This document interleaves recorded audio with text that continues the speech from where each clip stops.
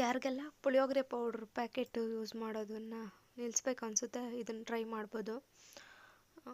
Home ಮೇಡು ಪುಳಿಯೋಗರೆ ಪೌಡ್ರಿಗೆ ಧನಿಯಾ ಒಂದು 100 gram ತೊಗೊಂಡಿದ್ದೀನಿ, ಅರ್ಧ ಟೇಬಲ್ ಸ್ಪೂನ್ ಮೆಂತ್ಯ, ಒಂದು 3 ಟೇಬಲ್ ಸ್ಪೂನ್ ಕಡಲೆಬೇಳೆ, 2 ಟೇಬಲ್ ಸ್ಪೂನ್ ಉದ್ದಿನಬೇಳೆ,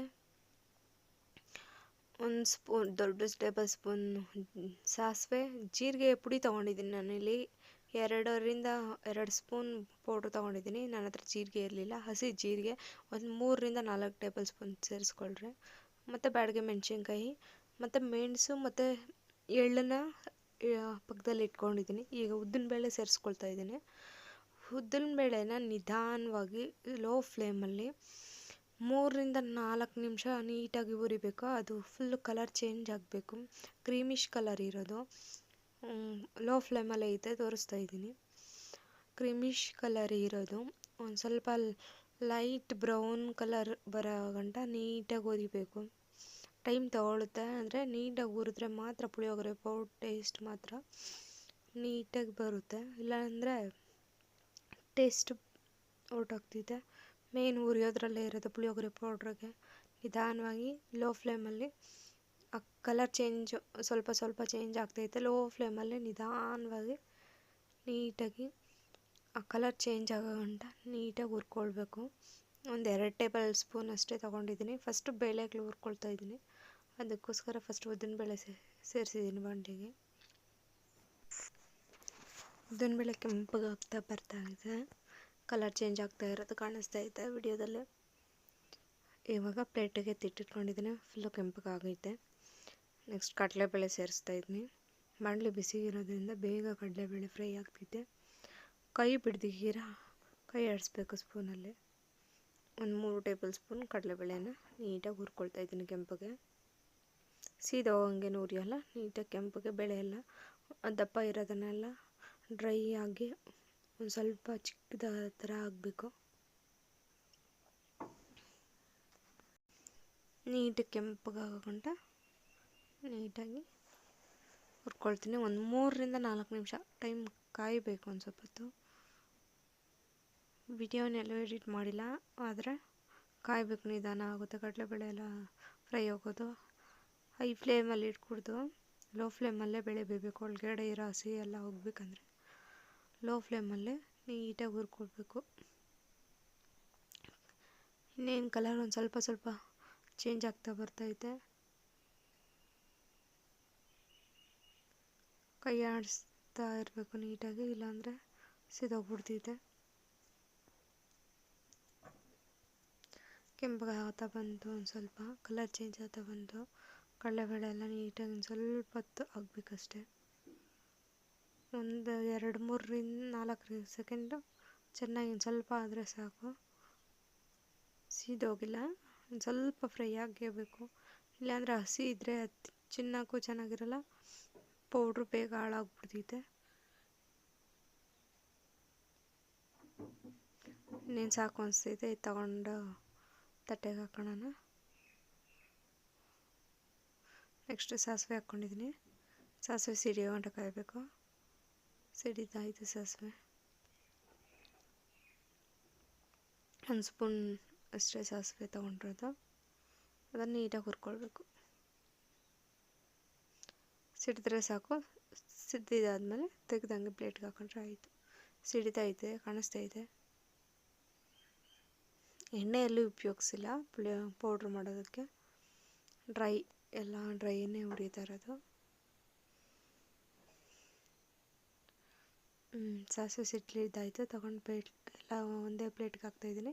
ಸಪ್ರೇಟಾಗಿ ಏನೇ ತಿಟ್ಕೊಳ್ತಾ ಇಲ್ಲ, ಒಂದೇ ಪ್ಲೇಟಿಗೆಲ್ಲ ಸೇರಿಸಿ ಪೌಡ್ರ್ ಮಾಡೋದಕ್ಕೆ ಹಾಕ್ಕೊಳ್ತೀನಿ. 10 ಟೇಬಲ್ ಸ್ಪೂನ್ ಮೆಂತ್ಯ ಸೇರಿಸ್ತಾ ಇದ್ದೀನಿ, ಜಾಸ್ತಿ ಹಾಕಿಲ್ಲ. ಒಂದು ಸ್ವಲ್ಪ ಕೆಂಪಗಾದರೆ ಸಾಕು, ಎತ್ತಿಟ್ಕೊಳ್ತೀನಿ. ಆಯಿತು ಕೆಂಪಗೆ.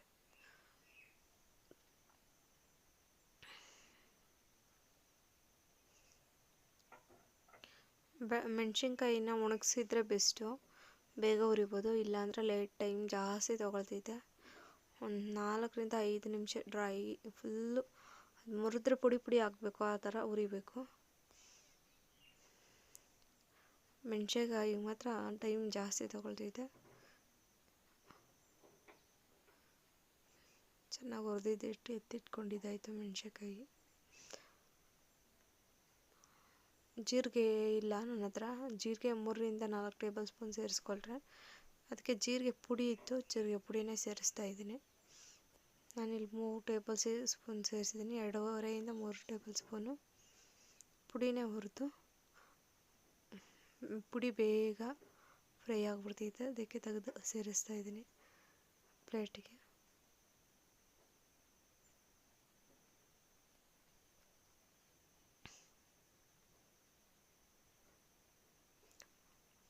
ಅದೇ ಬಾಣಲಿಗೆ ಎಲ್ಲ ಒಂದೇ ಬಾಣಲಿಯಲ್ಲೇ ಮಾಡ್ತಾ ಇರೋದು. ಧನಿಯಾ ಹುರ್ಕೊಳ್ತಾ ಇದ್ದೀನಿ. ಧನಿಯಾ ಒಂದು ಸ್ವಲ್ಪ ಕೆಂಪಗಾಗಬೇಕು, ಧನಿಯಾ ಸ್ಮೆಲ್ ಈಚೆ ಬರಬೇಕು ಗಮ್ಮ ಅಂತ ಗಂಟ ನೀಟಾಗಿ ಹುರಿಬೇಕು. ಸೀಸ್ಬಾರ್ದು, ಹಂಗಂತೇಳಿ ಅದ್ರ ಘಮ ಬರಬೇಕು, ಧನಿಯಾ ಘಮ. ನೀಟಾಗಿ ಧನಿಯಾ ಹುರಿದಿದ್ರೆ ಪುಳಿಯೋಗರೆ ಪೌಡ್ರಲ್ಲಿ ಅದರದ್ದೇ ಫ್ಲೇವರ್ ಬಾಯಿಗೆಲ್ಲ ಎನ್ಹ್ಯಾನ್ಸ್ ಆಗ್ತೈತೆ.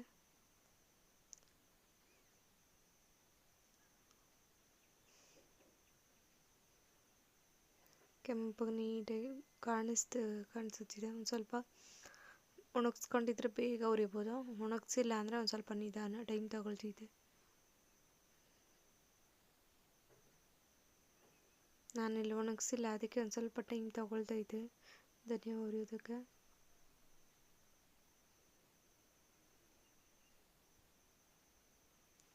ಒಂದು 3-4 ನಿಮಿಷ ಚೆನ್ನಾಗಿ ಹುರ್ಕೊಳ್ಬೇಕು.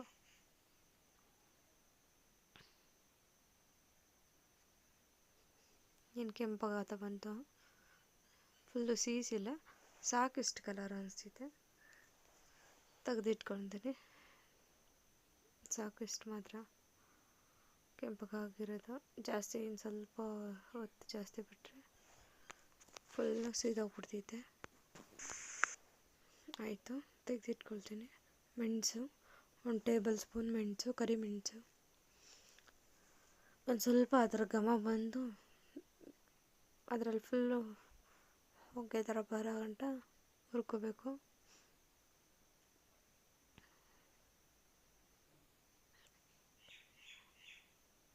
ಎಳ್ಳು ಸೇರಿಸ್ತಾ ಇದ್ದೀನಿ, ಕಪ್ಪೆಳ್ಳು 1 ಟೇಬಲ್ ಸ್ಪೂನ್ ಸೇರಿಸ್ತಾ ಇರೋದು, ಜಾಸ್ತಿ ಸೇರಿಸ್ತಾ ಇಲ್ಲ. ಅರಿಶಿಣ ಕೊಂಬಿದ್ರೆ ಸೇರಿಸ್ಕೊಂಡ್ರೆ ಹುರಿದ್ಬಿಟ್ಟು ಹಾಕಿದ್ರೆ ಇನ್ನೂ ಚೆನ್ನಾಗಿರ್ತೈತೆ. ಏನೇನು ಹುರಿದಿದ್ದೀನೋ ಎಲ್ಲ ಒಂದು ಪ್ಲೇಟಿಗೆ ಹಾಕಿದ್ದೀನಿ. ಅದಕ್ಕೆ ಅರಿಶಿಣ ಪೌಡ್ರ್ ಸೇರಿಸ್ತಾ ಇದ್ದೀನಿ, 3 ಟೇಬಲ್ ಸ್ಪೂನು. ಅರಿಶಿಣ ಕೊಂಬಿದ್ದಿದ್ರೆ ಚೆನ್ನಾಗಿರ್ತೈತೆ, ಅರಿಶಿಣ ಕೊಂಬಿಲ್ಲ, ಅದಕ್ಕೆ ಅರಿಶಿಣ ಪೌಡ್ರು ಸೇರಿಸ್ತಾ ಇದ್ದೀನಿ. ಇದನ್ನೆಲ್ಲ ಮಿಕ್ಸಿಯಲ್ಲಿ ಹಾಕಿ ನೀಟಾಗಿ ಪುಡಿ ಮಾಡ್ಕೊಳ್ಬೇಕು.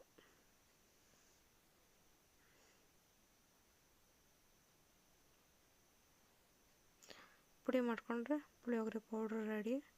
ಪುಳಿಯೋಗರೆ ಪೌಡ್ರ್ ಉಪಯೋಗಿಸ್ಕೊಂಡು ಪುಳಿಯೋಗರೆ ಗೊಜ್ಜು ಹೆಂಗೆ ಮಾಡ್ಕೊಳ್ಳೋದು ಅನ್ನಕ್ಕೆ ಕಲಿಸ್ಕೊಳ್ಳೋಕ್ಕೆ ಅಂತ ಹೇಳ್ಬಿಟ್ಟು ಆ ಪೌಡ್ರ್ ಇದೆ, ಪುಳಿಯೋಗರೆ ಪೌಡ್ರು. ಒಗ್ಗರಣೆ ಬೆಲ್ಲ ಸಹಿತ ಒಣಕೊಬ್ಬರಿ ತುರ್ಕೊಂಡಿದ್ದೀನಿ, ಒಂದು ಅರ್ಧ ಕೊಬ್ಬರಿ ಬೊಡಲ್ ತೊಗೊಂಡಿದ್ದೀನಿ. 1-2 ಸ್ಪೂನು ಎಳ್ಳು, ಬಿಳಿ ಎಳ್ಳು, 1 ಸ್ಪೂನು ಕಪ್ಪೆಳ್ಳು, ಉದ್ದಿನಬೇಳೆ 1 ಟೇಬಲ್ ಸ್ಪೂನು, ಕಡಲೆಬೇಳೆ 1 ಟೇಬಲ್ ಸ್ಪೂನು, ಅರ್ಧ ಟೇಬಲ್ ಸ್ಪೂನ್ ಸಾಸಿವೆ, ಒಂದು 5-6 ಬ್ಯಾಡಗೆ ಮೆಣಸಿನ್ಕಾಯಿ ಮತ್ತು ಖಾರದ ಮೆಣಸಿನ್ಕಾಯಿ, ಖಾರದ ಪುಡಿ ಇಟ್ಕೊಂಡಿದ್ದೀನಿ. ಮೊದಲು ಬಾಣಲಿಗೆ ಎಣ್ಣೆ ಸೇರಿಸಿ, ಎಣ್ಣೆ ಒಂದು ಸ್ವಲ್ಪ ಬಿಸಿ ಆಗಲಿ.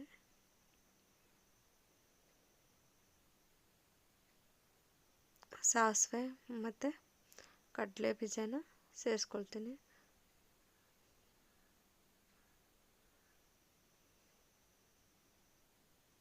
ಸಾಸಿವೆ ಮತ್ತು ಕಡಲೆ ಬೀಜನ ಸೇರಿಸಿ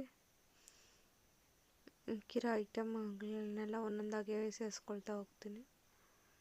ನಿಂಬೆಹಣ್ಣು ಒಂದು ದೊಡ್ಡ ನಿಂಬೆಹಣ್ಣು ಗಾತ್ರದಿಂದ ಹುಣಸೆಹಣ್ಣು ತೊಗೊಂಡಿದ್ದೀನಿ.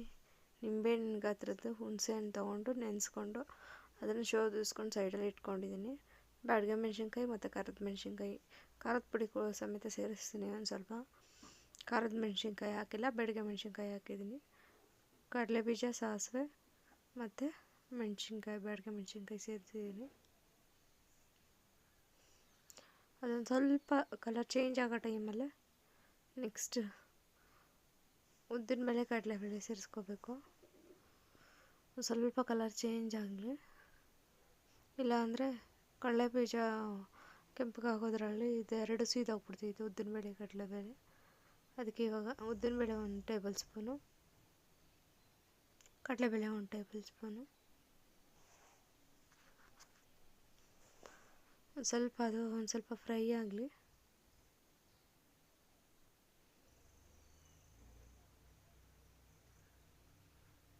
ಕಪ್ಪೆಳ್ಳು ಸೇರಿಸ್ತಾ ಇದ್ದೀನಿ. 1 ಟೇಬಲ್ ಸ್ಪೂನ್ ಕಪ್ಪೆಳ್ಳು, 1.5 ಟೇಬಲ್ ಸ್ಪೂನು ಬಿಳಿ ಎಳ್ಳು,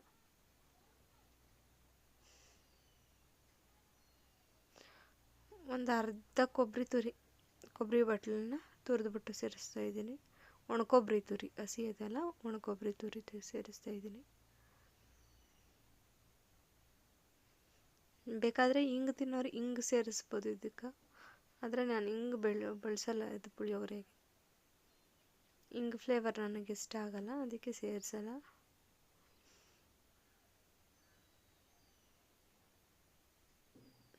ಒಂದು ಸ್ವಲ್ಪ ಕೆಂಪಗಾಗಬೇಕು. ಸಾಸಿವೆ, ಕಡಲೆಬೇಳೆ, ಉದ್ದಿನಬೇಳೆ, ಕಡಲೆಬೀಜ, ಎಳ್ಳು, ಕೊಬ್ಬರಿ ಎಲ್ಲ ಒಂದು ಸ್ವಲ್ಪ ಕೆಂಪಗಾಗಬೇಕು. ಕೆಂಪಗಾಗಂಟ ಎಣ್ಣೆಲ್ಲ ಉರಿತಾ ಇರಬೇಕು. ಹುಣಸೆಹಣ್ಣನ್ನು ಬಿಸಿನೀರಲ್ಲಿ ನೆನೆಸಿ ಏನು ಪೇಸ್ಟ್ ಮಾಡಿ ಮಾಡಿಟ್ಕೊಂಡಿದ್ದೀರ ಅದನ್ನು ಒಂದು ದೊಡ್ಡ ಹುಣಸೆಹಣ್ಣು, ಹಳೆ ಹುಣಸೆಹಣ್ಣು ಕಪ್ಪಗಿರ್ತೈತಲ್ಲ ಆ ಥರ ಹುಣಸೆಹಣ್ಣು ಸೇರಿಸಿದ್ದೀನಿ. ಹುಳಿ ಅದಿದ್ರೇ ಟೇಸ್ಟು. ಬೇರೆ ಹುಣಸೆಹಣ್ಣು ಆಗಿದ್ದರೆ ಅಷ್ಟೊಂದು ಹುಳಿ ಇಲ್ಲ ಅಂದರೆ ನೋಡ್ಕೊಂಡು ಹಾಕ್ಕೊಂಡ್ರಿ. ಹುಳಿನೇ ಮೇಯ್ನ್ ಇದರಲ್ಲಿ. ಹಳೆ ಹುಣಸೆಹಣ್ಣು ಬಳಸಿದ್ರೇ ಪುಳಿಯೋಗರೆ ಪೌಡ್ರ್ ಗೊಜ್ಜಿಗೆ ಟೇಸ್ಟ್ ಜಾಸ್ತಿ. ದೊಡ್ಡ ಹುಣಸೆಹಣ್ಣನ್ನು ದೊಡ್ಡ ನಿಂಬೆಹಣ್ಣು ಗಾತ್ರದ ಹುಣಸೆಹಣ್ಣು ಸೇರಿಸಿ ಬೆಲ್ಲ ಒಂದು ಸ್ವಲ್ಪ ಸೇರಿಸ್ತಾ ಇದ್ದೀನಿ. ಪುಳಿಯೋಗರೆಗೆ ಬೆಲ್ಲ ಹಾಕಿಲ್ಲ ಅಂದರೆ ಟೇಸ್ಟೇ ಇದಾಗಲ್ಲ. ಬೆಲ್ಲ ಒಂದು ಸ್ವಲ್ಪ ಎಲ್ಲ ಕರಗಬೇಕು, ಅದ್ರ ಜೊತೆ ಫುಲ್ಲು ಹೊಂದ್ಕೋಬೇಕು. ಉಪ್ಪು, ಖಾರದ ಪುಡಿ ಹಾಕ್ತಾಯಿದ್ದೀನಿ, ಖಾರಕ್ಕೋಸ್ಕರ ಸೇರಿಸಿದ್ದೀನಿ. ಇದು ಮಿಸ್ ಆಗಿದೆ.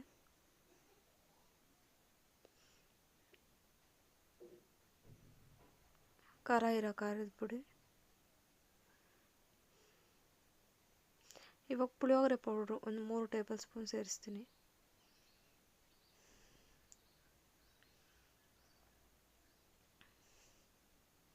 ಕರಿಬೇವಿನ ಸೊಪ್ಪು ಇದ್ರೆ ಸೇರಿಸಿದ್ರೆ ಟೇಸ್ಟ್ ಇನ್ನೂ ಚೆನ್ನಾಗಿರ್ತಿದೆ.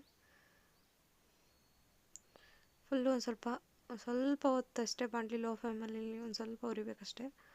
ಹಂಗೆ ಆಫ್ ಮಾಡಿಬಿಡ್ಬೇಕು. ಸ್ವಲ್ಪ ಹೊತ್ತು ಎಣ್ಣೆ ಬಿಡ್ತೈತೆ ಸೈಡಲ್ಲಿ ಅಂತ ನೋಡಿಕೊಂಡು ಬೇಗ ಆಫ್ ಮಾಡ್ಕೋಬೇಕು. ಸಾಕು ಅನಿಸ್ತೈತೆ. ಇನ್ನು ಸ್ವಲ್ಪ ಸೈಡಲ್ಲೆಲ್ಲ ಎಣ್ಣೆ ಬಿಡ್ತೈತೆ. ಉಪ್ಪು ಒಂದು ಸ್ವಲ್ಪ ಸೇರಿಸ್ಕೋಬೇಕು. ಉಪ್ಪು ಒಂದು ಸ್ವಲ್ಪ ಹಾಕ್ಕೊಂಡು ಹುಳಿ, ಉಪ್ಪು, ಖಾರ, ಸಿಹಿ 3 ಇರ್ತಿದೆ. ಸ್ವೀಟು, ಖಾರ, ಹುಳಿ, ಉಪ್ಪು 3 ಬ್ಯಾಲೆನ್ಸ್ ಆಗಿರೋಂಗೆ ಹಾಕ್ಕೊಂಡ್ರೆ ಪುಳಿಯೋಗರೆ ಗೊಜ್ಜು ರೆಡಿ. ಟೇಸ್ಟ್ ಮಾತ್ರ ಅಲ್ಟಿಮೇಟು. ಮಾಡಿ ನೋಡ್ರಿ.